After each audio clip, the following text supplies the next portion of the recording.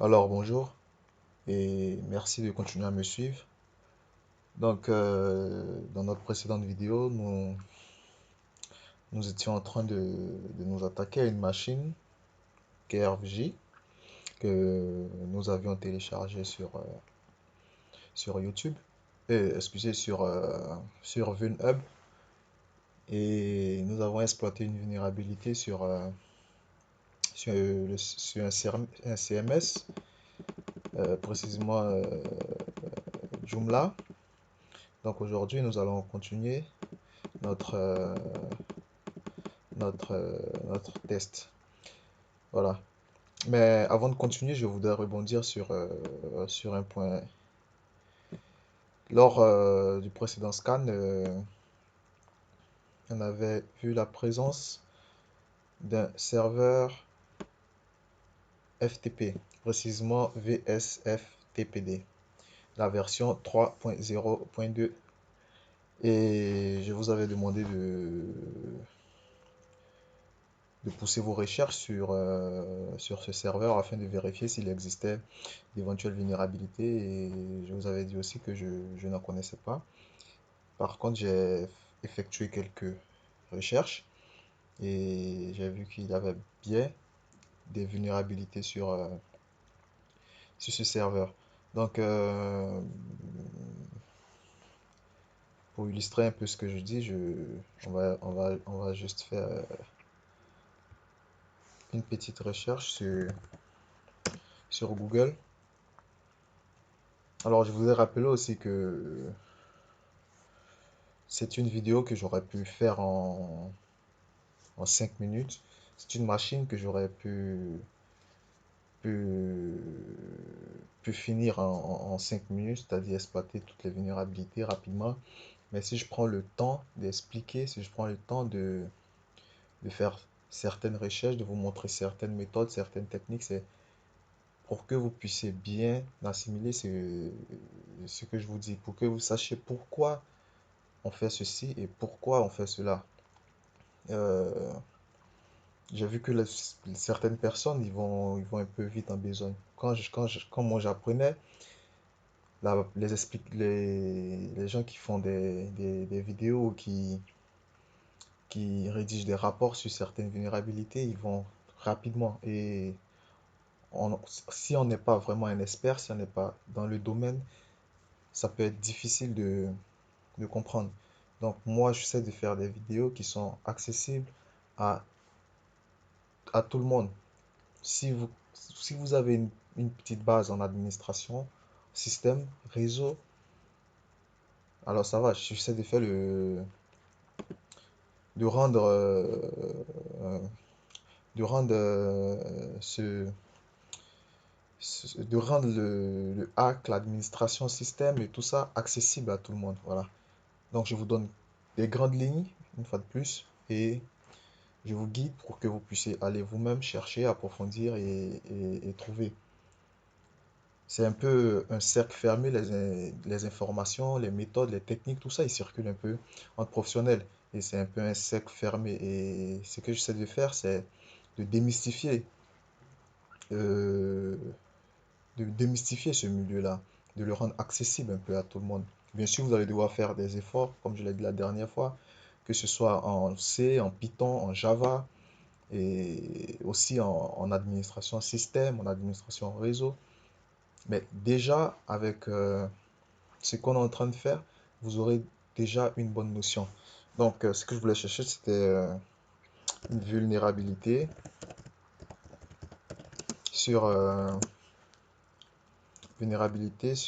VSFTPD.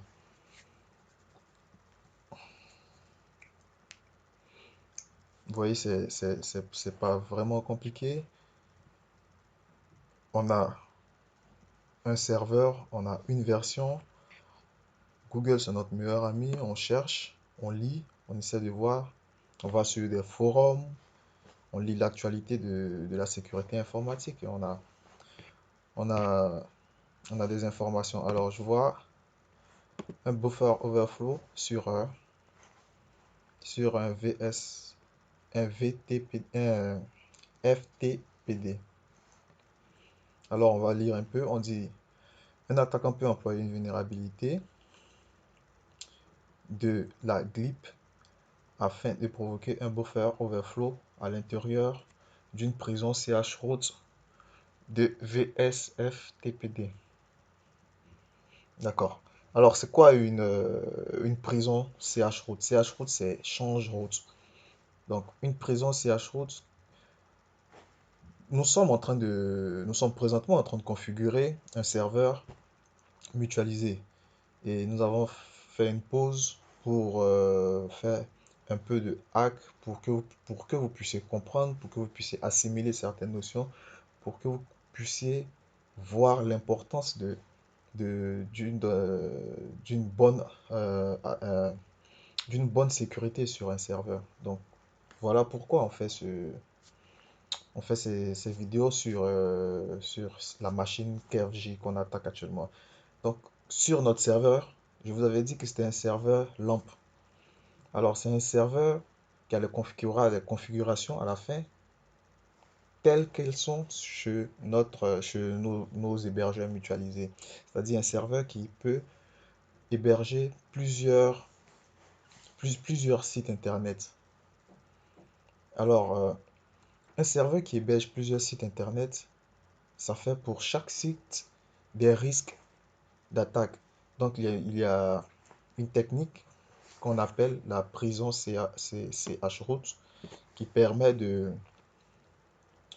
sécuriser un tout petit peu ce serveur mutualisé là. Donc, c'est comme enfermer celui qui a accès à ce serveur dans une prison pour ne pas qu'il puisse aller un peu partout. Donc, c'est un peu ça une prison CH-root. Mais comme on lit cet exploit, le buffer overflow, il permet de faire exécuter un code malveillant à, à un serveur. Et là, si on veut exploiter cette faille-là, il faudra d'abord avoir accès à la machine.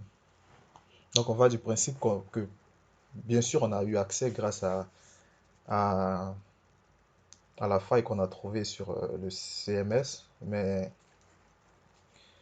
pour l'instant, c'est un peu des trucs un peu plus poussés. Et au fur et à mesure qu'on sera ensemble, qu'on va avancer, on va exploiter ce genre de vulnérabilité.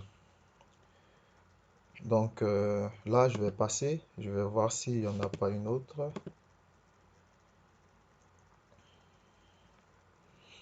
Je vois là notre version là 3.0.2.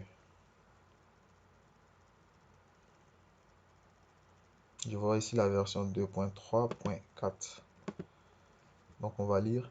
Donc comme je disais, je lis tout ça pour essayer en même temps de vous expliquer, de vous donner certaines notions, certains mots, certaines expressions du milieu.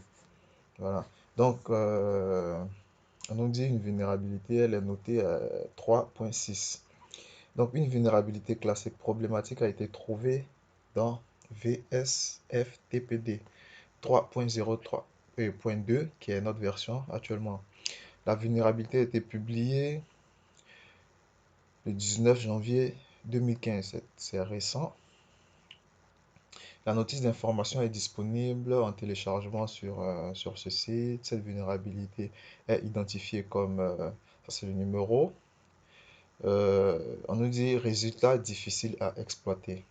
L'attaquant peut être, L'attaque peut être initialisée à distance. Aucune forme d'authentification requise. Les détails techniques sont connus, mais aucun exploit n'est disponible. Voilà. Donc c'est une vulnérabilité qui est difficile à être exploitée, comme on le dit ici. Donc pour l'instant, on ne va pas l'utiliser, mais on a bien vu qu'il existait une vulnérabilité. Donc c'est un peu pour vous dire que sur chaque service qu'on a vu là,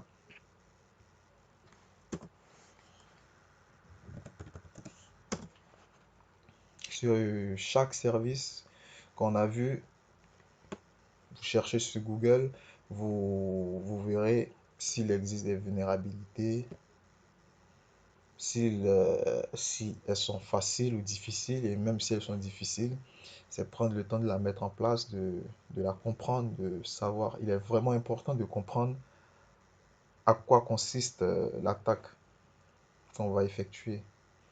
Parce que si on est dans la posture, si on audite par exemple un serveur qui, pour une entreprise, un serveur de production qui permet à l'entreprise de générer des millions d'euros par jour, par mois, et qu'on ne sait pas ce qu'on fait sur ce serveur lorsqu'on fait l'audit, si on charge n'importe quel exploit, on risque de faire cracher le serveur et là, clairement, votre carrière s'arrête. Alors, là, ça, c'est une version qui n'est pas la nôtre actuellement. C'est la version 2.3.4. On nous dit il y a une backdoor. Donc,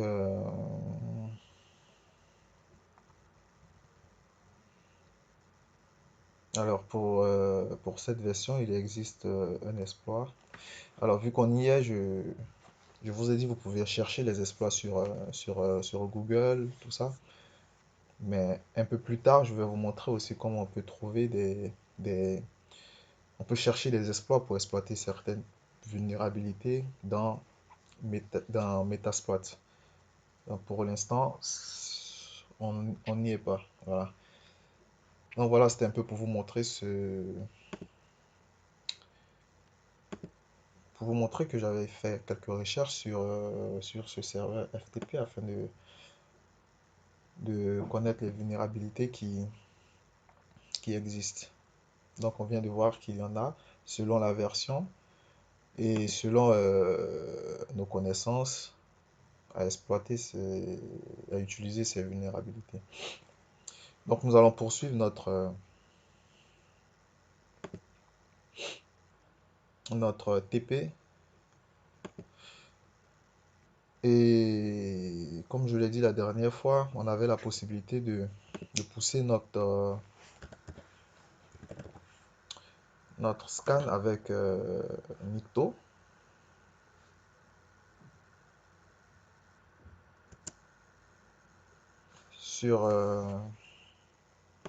On va entrer Nikto, notre adresse.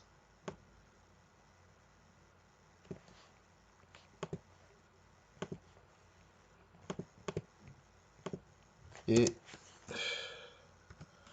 on va mettre ce que je fais, Nikto -h. La dernière fois, je vous avais montré le man de Nikto, l'aide de Nikto, donc vous pouvez le lire.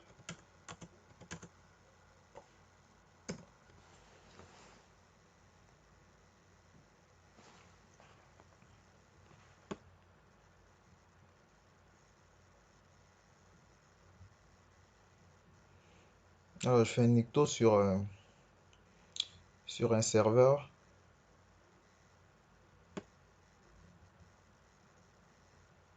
Il est où sur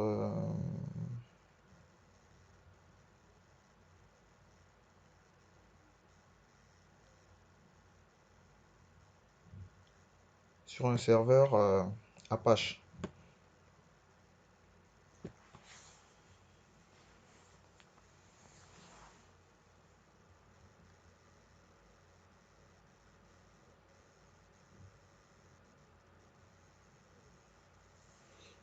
Alors, là, je me suis attaqué au port 8080. Du moins, j'ai lancé un scan approfondi sur le port 80 parce que j'ai vu qu'il y avait un serveur Apache avec une application Tomcat. Donc, c'est juste pour voir ce que ça peut donner. Donc, le scan avec Nikto, il est terminé. Je vais copier et on va lire pour voir un peu ce qu'on a. Alors, je prends vraiment le temps d'aller tout doucement, d'expliquer chaque étape, pas à pas, pour que vous puissiez comprendre, pour que vous sachiez là où ça coince et qu'en fonction de cela, vous puissiez approfondir vos recherches. Sinon, c'est une machine en moins de 5 minutes. On l'a fini. Déjà avec Joomla on a fait dans la précédente vidéo, on pouvait continuer jusqu'au bout, faire de l'escalade des privilèges et devenir route sur la machine. Mais là, je, j'ai déjà eu ma porte d'entrée avec Joomla, mais je cherche encore une autre porte d'entrée pour vous montrer qu'il y a les différentes failles, tout ça. Donc, mon scan Nikto m'a révélé certaines informations. Serveur Apache. Voilà, voilà, voilà, voilà. On va l'analyser.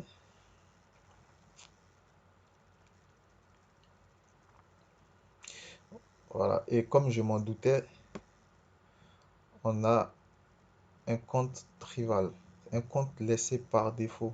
Et ça, c'est dangereux. Donc, à éviter, lorsque vous configurez votre serveur, tout ce qui est compte par défaut, vous devez supprimer. Et ça, je vous l'ai dit dans la précédente vidéo. Donc, sur Tomcat, l'application Tomcat, on a un compte qui est laissé par défaut, carrément. On a ID, Tomcat, passwords, Tomcat.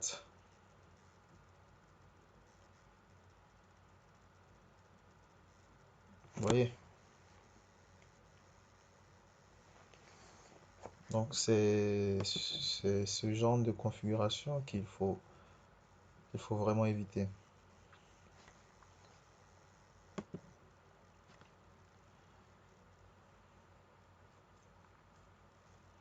Donc là, je vais ouvrir mon navigateur.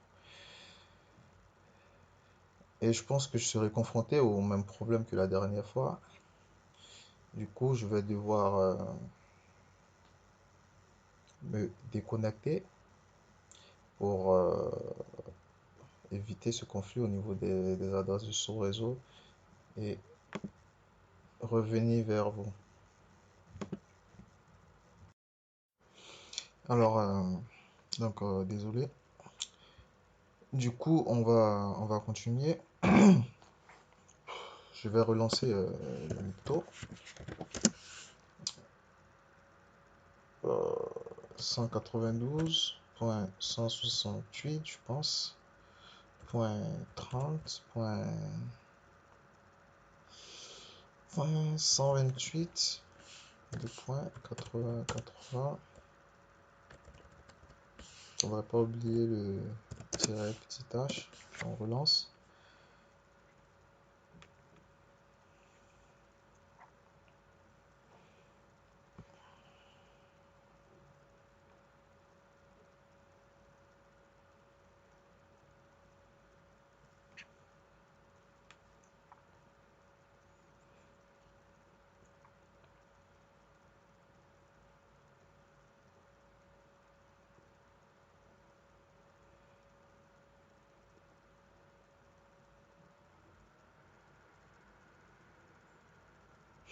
Alors, donc on nous disait à cette adresse,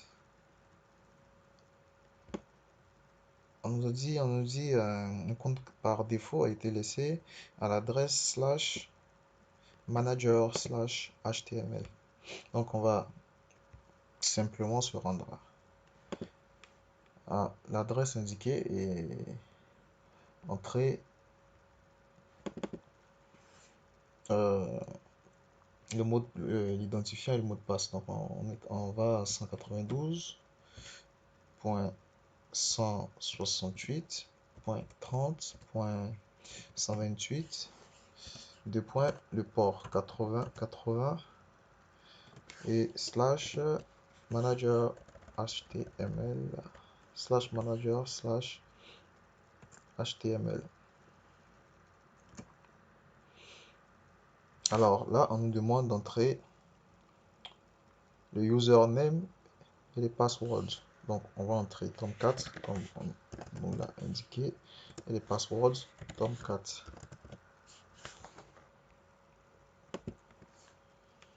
Voilà. Donc là, on a vu notre porte d'entrée et on est entré le plus simplement possible. Donc là, on est sur le serveur Tomcat et on voit qu'on a accès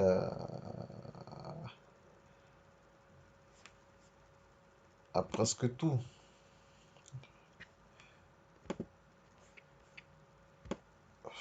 Donc, qu'est-ce qu'on peut faire? Là, on voit qu'on a on a la possibilité de déployer un fichier WAR.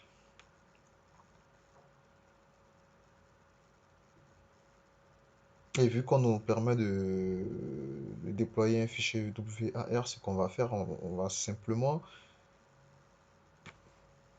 télécharger un fichier malveillant sur, sur l'application Tomcat. On va demander au serveur d'exécuter un fichier malveillant qui va simplement nous donner accès à, à, à la machine. Donc là, on va utiliser ce qu'on appelle un shell. On va faire un shell. Un shell, c'est le fait de faire exécuter à un serveur distant un code malveillant qui va nous donner accès à ce qu'on appelle le bin bash sur Linux. Ça nous donne une ligne de commande. Donc, maintenant, on est sur la machine. Ce qu'on va faire, c'est un peu l'escalade du privilège. Donc là, on va le voir dans la précédente vidéo. Pour résumer un peu ce qu'on a fait dans cette vidéo, on a parlé un peu de VF, VSF, VFTPD, VSFTPD, le serveur FTP. Excusez-moi, je suis un peu fatigué.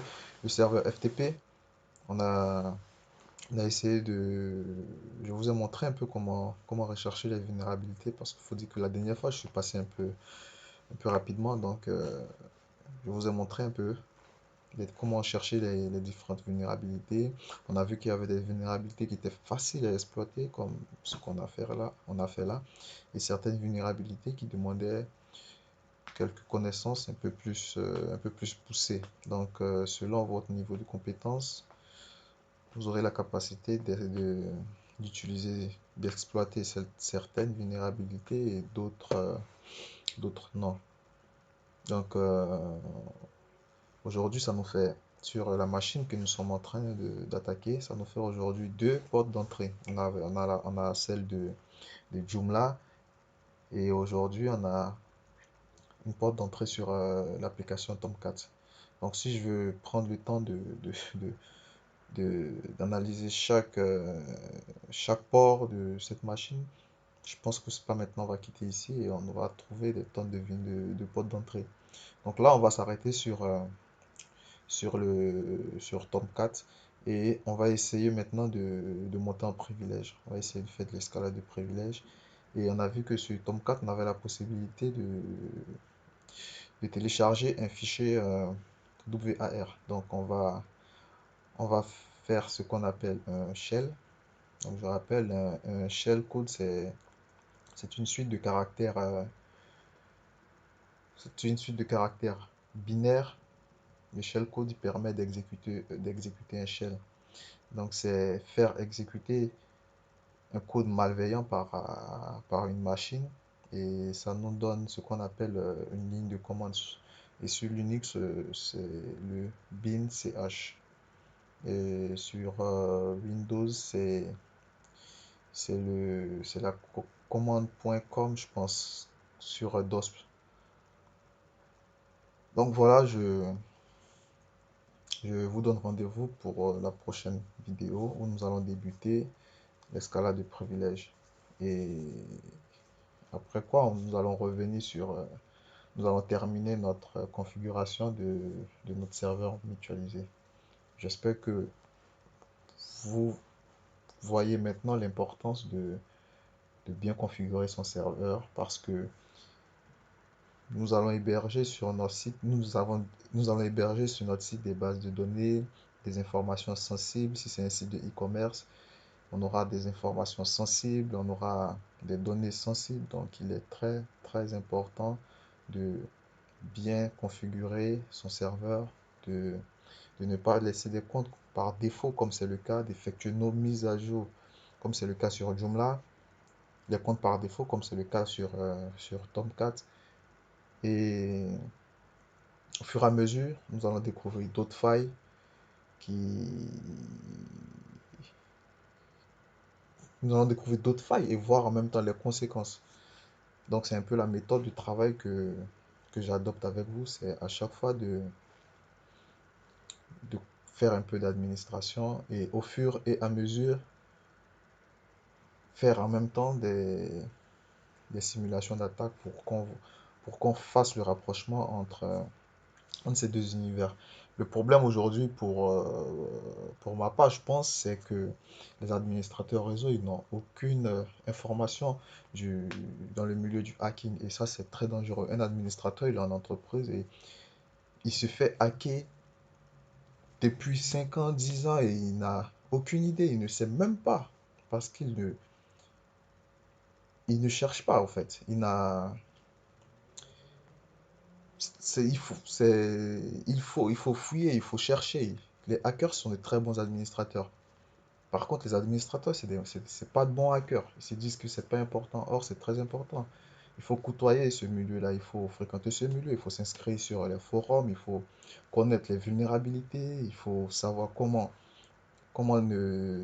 sécuriser son serveur. Donc, c'est vraiment deux milieux qui l'un va pas sans l'autre, au fait. Voilà. C'est un peu ma philosophie, donc c'est ce qu'on essaie de faire. Bon, je pense que là, j'ai quand même fait beaucoup de temps, passé beaucoup de temps à parler. Je vais m'arrêter là et on se retrouve pour la prochaine vidéo. Merci.